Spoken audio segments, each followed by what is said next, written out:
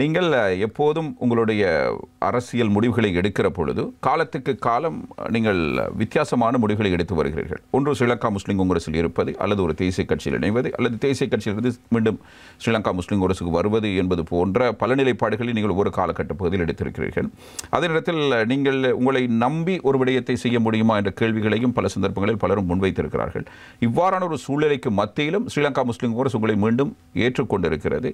அவர்கள் உங்களுக்கு அழைப்பு விடுத்தார்களா அல்லது நீங்களாக அந்த கட்சியில் போய் சேர்ந்தீர்களா? என்ன நடந்தது?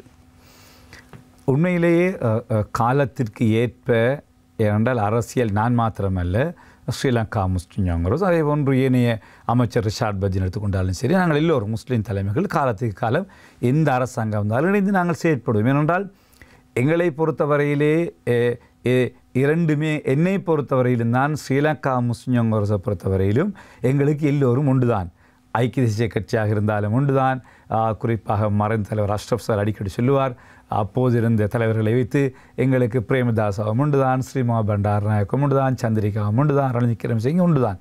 யார் எங்களுடைய பிரச்சனைகளை தீர்த்து வைப்பதற்கு ஏற்றுக்கொள்கிறார்களோ அவர்களோடு போக வேண்டியதுதான் என்பதுதான் எங்களுடைய நிலவரம். ஆகவே முஸ்லீம் சமூகத்தின் நன்மை கருதி எங்களுடைய பிரச்சனைகளுக்கு தீர்வு யார் தருகிறார்களோ அவர்களோடு நாங்கள் சேர்ந்து செயற்படுவது வழக்கம்.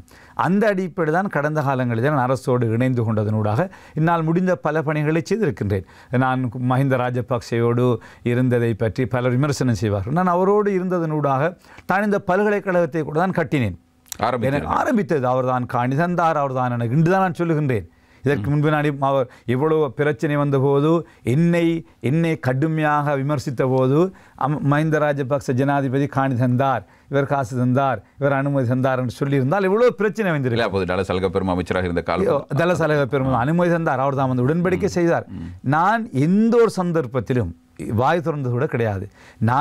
நான் தான் முழுமையாக செய்தேன் என்று முழு பொறுப்பையும் என்னோடு ஏற்றுக்கொண்டு நான் இருந்தேனே தவிர எந்த சந்தர்ப்பத்தில் வந்து இந்தோ இருக்கிறது ஜனாதிபதி மஹிந்தவினுடைய கடிதம், இதோ இருக்கிறது நிமல் சிறிபாலசனுடைய கடிதம், அவர் தான் காணி மகாவலி அமைச்சக தந்தார், இந்த அறைக்கு தலசலக பெருமனுடைய கடிதம் என்று நான் இன்று வரையில் இது ஒப்பந்தம் எப்போது மேற்கொள்ளப்பட்டது? இது 2013-14 அதாவது 10 தொடக்கம் 15 வரை ஜனாதிபதியாக முன்னாள் ஜனாதிபதி நான் இன்று நேசிக்கின்ற மஹிந்த ராஜபக்ச அவர்கள் ஜனாதிபதியாக இருக்கின்ற போது தான் இதனுடைய முழு வேலை நடந்தது.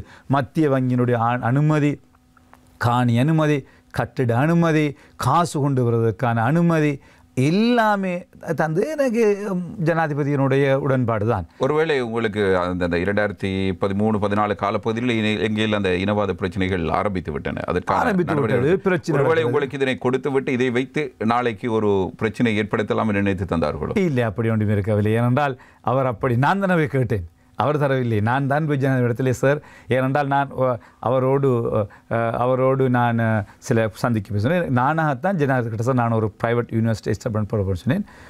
உனதே கரண்ட் பேட்டிக்லோ கரண்ட் எனக்கு சொன்னார். அவ்வளோதான் சின்ன வார்த்தை.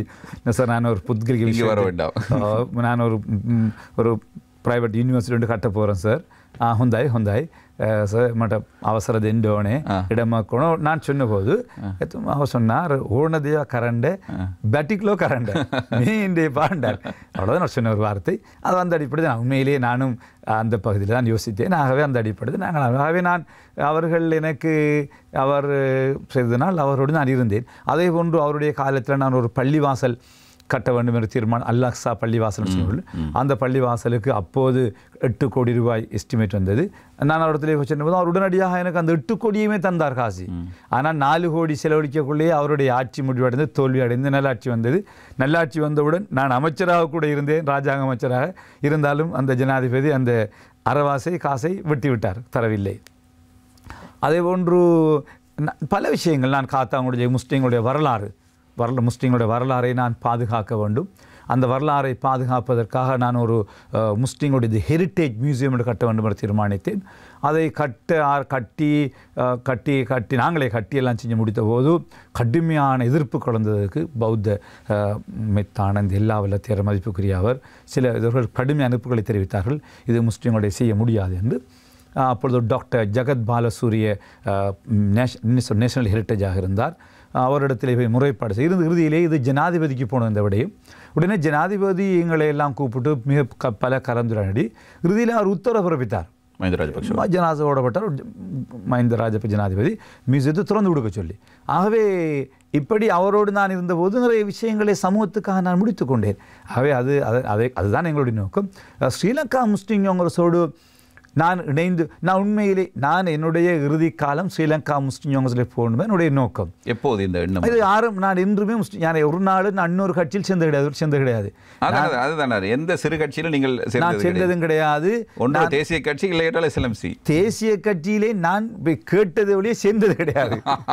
நாங்கள் இப்போ நான் போட்டுவையில் இருந்திருக்கிறேன், இந்த பொதுஜன பிரமுனை SLP இருந்திருக்கிறேன். நான் ஒரு கிளை சுரந்ததும் கிடையாது, நான் ஒரு அங்கத்துவம் பெற்றதும் கிடையாது, ஒன்றும் கிடையாது.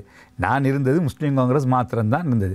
முஸ்லீம் காங்கிரஸுக்கு பின்னால் நான் இந்த நாள் என்னிடத்திலே என்னால் கௌரவ அமைச்சர் அத்தாவுல்லாவுக்கு ஒரு கட்சி தொடங்க முடியுமாக இருந்தால், கௌரவ அமைச்சர் ரிஷாட் கட்சி தொடங்க முடியுமாக இருந்தால், கௌரவ அமைச்சர் நசீர் ஹாபிஸுக்கு ஒரு கட்சி தொடங்க முடியுமாக இருந்தால், இவங்களுக்கெல்லாம் மூத்தவர் நான். 89ஆம் ஆண்டு பார்லிமெண்ட்டுக்கு வந்த நான். இவர்கள் எல்லாரையும் விட எனக்கு வசதி வாய்ப்புகள் கூடினவரால் எனக்கு ஒரு புதிய கட்சி தொடங்க முடியாத விஷயம் அல்ல. 2000 ஆண்டே என்னை ஒரு கட்சியை தொடங்க வேண்டும் என்னை வற்புறுத்தினார்கள். தேசிய கட்சி ஜனாதிபதியை கடுமையாக இருந்தாலும் நான் என்னுடைய வாழ்க்கையில் நான் என்னுடைய எல்லோருக்கும் சொல்வது, நாம் ஒரு கட்சி தொடங்குறது. நம்முடைய கட்சி ஸ்ரீலங்கா முஸ்லிம் காங்கிரஸ். இப்போ நமக்கு அந்த கட்சியோடு சில பிரச்சனைகள் இருக்கிறது. ஆகவே நாங்கள் இப்பொழுது ஏதாவது ஒரு கட்சியோடு செயற்படுவோம். ஒரு நாள் மீண்டும் அந்த கட்சியோடு தான் எங்களுடைய பணிகளை செய்யணும் என்னுடைய கருத்தாக இருந்தது.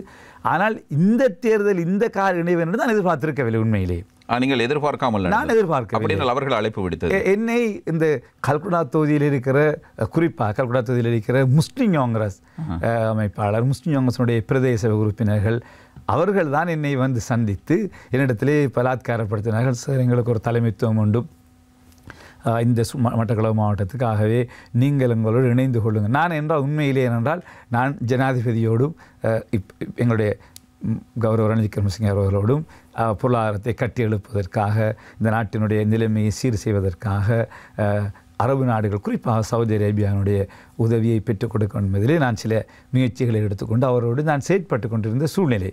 திடீரென்று வந்தவர்கள் என்னை இணைய வேண்டும் என்று வற்புறுத்தினார்கள். நானும் யோசித்தேன், எனக்கு இப்பொழுது 60 வயசு. சில வழிகளில் இதுதான் நம்முடைய கடைசி சந்தர்ப்பத்தின் கழித்து நாங்கள் இதை ஏன் தாமதிக்க வேண்டும் என்று, பரவாயில்லை எதை இழந்தாலும் பரவாயில்லை, ஜனாதிபதியினுடைய உறவை இழக்க வேண்டி ஏற்பட்டாலும் பரவாயில்லை, அரசியலிலே இந்த எதிர்காலத்திலே எனக்கு தெரியும் நான் முஸ்லிம் காங்கிரஸில் இணைகின்ற போது பல பிரச்சனைகளுக்கு முகம் கொடுக்க வேண்டி வரும். நான் கடுமையாக விமர்சித்தவன் அந்த கட்சியில் மன்னிக்க வேண்டும். தலைமையை நான் ஒருபோதும் என்னுடைய கட்சி அது என்னுடைய கட்சி. அது நான் என்னுடைய மேடையிலே யாரும் முஸ்லிம் காங்கிரஸ் செல்வது கூட அனுமதிப்பது கிடையாது. பேரை சொல்லி தான் யாரை பற்றி வதைக்க வேண்டும் என்று நான் சொல்லி அந்த கட்சியின் மீது நான் அளவு கடந்து நம்பிக்கை. ஆகவே எனக்கு நிறைய பிரச்சனை இருந்தது. இருந்தாலும் அல்ஹம்துலில்லாஹ் எல்லாவற்றையும் ஏற்றுக்கொண்டு அதோடு இணைந்து, ஏனென்றால் இன்னும் ஒரு பிரச்சனை இருக்கிறது. என்றால் முஸ்லீம் சமூகத்தை பொறுத்தவரையிலே நான் கடந்த காலங்களில் கண்ட உண்மை, ஏதாவது ஒரு பிரச்சனையை தீர்க்க நாங்கள் முனைகின்ற போது எங்களை வித்தியாசமாகத்தான் பார்க்கிறார்கள். ஆனால் குறிப்பாக கிழக்கு மாகாணத்தை பொறுத்தவரையிலே முஸ்லீம்கள் என்றால் அது ஒரு முஸ்லீம் காங்கிரஸுக்கு அதான் அவர்களுடைய பெரும்பான்மையான கட்சி. இப்போ நான் போயிட்டு ஏதாவது செய்ய போனாலும் ஒரு காணி பிரச்சனையை தீர்க்க வேண்டும் அல்லது இவர் ஒரு வேறு அரசியல் அஜெண்டாவிலே வருகிறார் என்று தான் பார்க்கிறார்களே தவிர ஒரு முஸ்லீம் சமூகத்தினுடைய பிரச்சனையை தீர்க்க வருகிறார் என்ற உணர்வோடு பார்ப்பதா தெரியவில்லை. யார் பார்ப்பதில்லை? பொதுவாக முஸ்லீம்கள் மத்தியிலே அப்படி ஒரு நிலைமை இருக்கிறது. கிழக்கு மாகாணத்தில் கிழக்கு மாகாணத்திலே முஸ்லீம்களை பார்ப்பது, முஸ்லீம்களுடைய பிரச்சனையை முஸ்லீம் காங்கிரஸ் கையாள வேண்டும். அண்மையிலே கூட எங்களுடைய தலைவர் முன்னாள் அமைச்சர் கௌரவ ரவுஃப் ஹக்கீம் என்பவர்கள் சொன்னார்கள், முஸ்லீம் காங்கிரஸினுடைய ஆளுங்கட்சி முஸ்லீம் காங்கிரஸ் தான் என்று பேசினார். அப்படி ஒரு நிலைமை இருக்கிறது. ஆகவே தான் நான் யோசித்தேன், ஓகே, முஸ்லீம்களுடைய பிரச்சனைகள் தீர்க்கப்பட வேண்டும், நானும் என்னால் முடிந்த பங்களிப்புகளை செய்ய வேண்டும். உங்களுடைய மாவட்டத்தில் இதனை நீங்கள் ஒரு நெருக்கடியாக பார்த்தீர்களா? தேர்தல் காலங்களில் நீங்கள் சொல்வதிலிருந்து எனக்கு புரிந்து கொள்ளக்கூடியதாக இருக்கிறது. நீங்கள் தேர்தலில் போட்டியிடுகிற பொழுது நீங்கள் வேறு ஒரு கட்சியில், ஒரு தேசிய கட்சியில் வந்தாலும் கூட ஸ்ரீலங்கா முஸ்லீம் காங்கிரஸ் இடைநடுவில் போட்டியிடுகிற பொழுது அது உங்களுடைய வெற்றியையும் பாதிக்கிறது. வெற்றியை முழுமையாக பாதித்தது தான். அதே நேரத்தில் அவர்கள் மக்களுக்கு ஒரு பிரச்சனை இருக்கிறது, முஸ்லீம் காங்கிரஸையும் விட்டுக் கொடுக்க முடியாது, எங்கள் ஊர் தலைவர் ஹிஸ்புல்லா அவர்களையும் விட்டுக் கொடுக்க முடியாது என்கிற ஒரு சங்கட நிலைக்கு அவர்கள் தள்ளப்படுகிறார்கள். அதை நீங்கள் சொல்ல வருகிறீர்கள். இல்லை, நான் பொதுவாக நான் முஸ்லீம் காங்கிரஸை விட்டு விலகியதன் மூலமாகத்தான் தான் தேர்தலில் தோல்வி அடைந்தேன். இல்லாவிட்டால் என்றால் நான் தனிப்பட்ட முறையில் எடுத்த வாக்குகள் 33,000 வாக்குகள். ஆகவே முஸ்லீம் காங்கிரஸ் வாக்கு 37,000, 2 சேர்ந்தால் 67,000. ஆகவே என்னை விட குறைவாகத்தான் மற்ற எல்லோரும் அவருடைய தெரிவு வாக்குகள் இருந்தது. ஆகவே அதிலே நான் தோல்வி அடைந்ததிலும் அதுக்கு காரணம் இருக்கிறது, அதிலே பிரச்சனை இல்லை. ஆனால் பொதுவாக முஸ்லீம்களுடைய கிழக்கு மாநிலத்தில் இருக்கிற பிரச்சனைகளை தீர்க்க வேண்டுமாக இருந்தால் அதனை முஸ்லீம் காங்கிரஸ் ஊடாக தீர்க்கின்ற போதுதான் அந்த மக்களுடைய சப்போர்ட்டும் எங்களுக்கு கிடைக்கும்.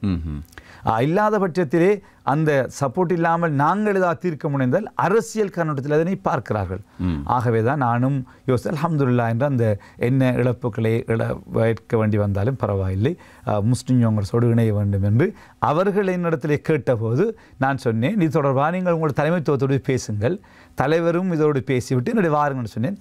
அவர்கள் தலைவரோடு போய் பேசவோ தலைவரும் பூரணமான சமூகத்தோடு மிக சம்மதம், நான் சந்தோஷமாக இருக்கிறேன், நீங்கள் அவர் ஏற்றுக்கொள்வாராக இருந்தால், அவர் விரும்புவாராக இருந்தால் நீங்கள் நான் ரெடியாக இருக்குன்னு சொன்னார்கள். வந்து கேட்டபோது நாங்கள் சேர்ந்து கொண்டோம். அதே அவர் கூப்பிட்ட வேண்டும் இல்லை, நான் போன வேண்டும் இல்லை, இரண்டு பேருமே நானும் முஸ்லீம் காங்கிரஸ் சேர்ந்து கொண்ட விடயம்தான்.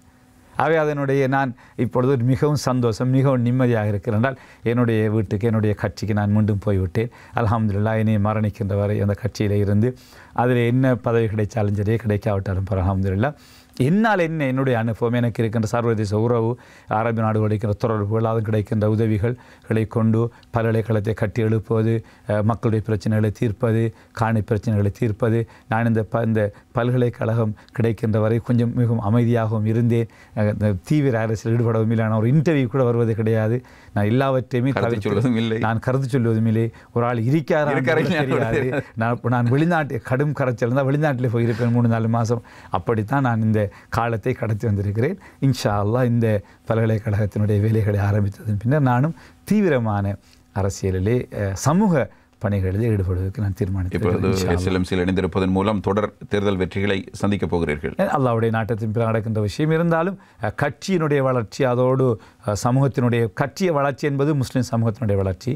அதேபோன்று சமூகத்துடைய பிரச்சனைகளை தீர்க்க வேண்டியிருக்கிறதாகவே கட்சியினுடைய அந்த இதை பயன்படுத்தி அவைகளை செய்ய எதிர்பார்க்கின்றேன்.